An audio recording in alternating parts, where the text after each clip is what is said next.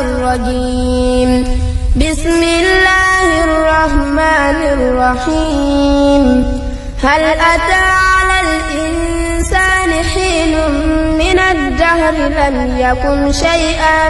مذكورا إنا خلقنا الإنسان من نطفة أمشاج نبتليه فجعلناه سميعا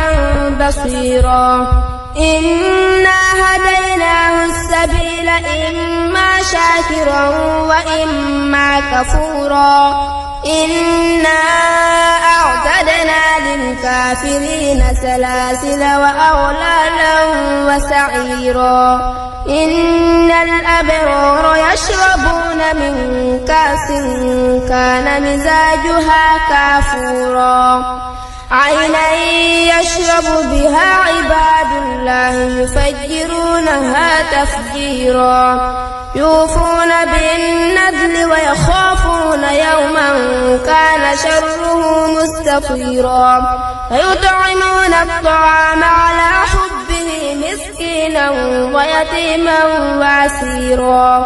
إنما نطعمكم لوجه الله لا نريد منكم جزاء ولا شكورا إنا نخاف من ربنا يوما عبوسا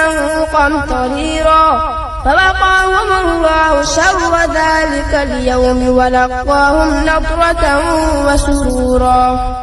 وجزاؤهم بما صبروا جنة وحريرا متكئين فيها على الأرائك لا يرون فيها شمسا ولا زمهريرا ودانية عليهم ظلالها وذللت قطوفها تذليلا ويطاف عليهم بآنية من فضة وأكواب كانت قوارير من فضة قدروها تقديرا ويسقون فيها كأسا كان مزاجها زنجبيلا عينا فيها تسمى سلسبيلا ويطوف عليهم ولدان مخلدون إذا رأيتهم حسبتهم لؤلؤا منثورا وإذا رأيت ثم رأيت نعيما وملكا كبيرا عاليهم ثياب سندس خضر واستبرق وحلوا وساور من فضة وسقاهم ربهم شرابا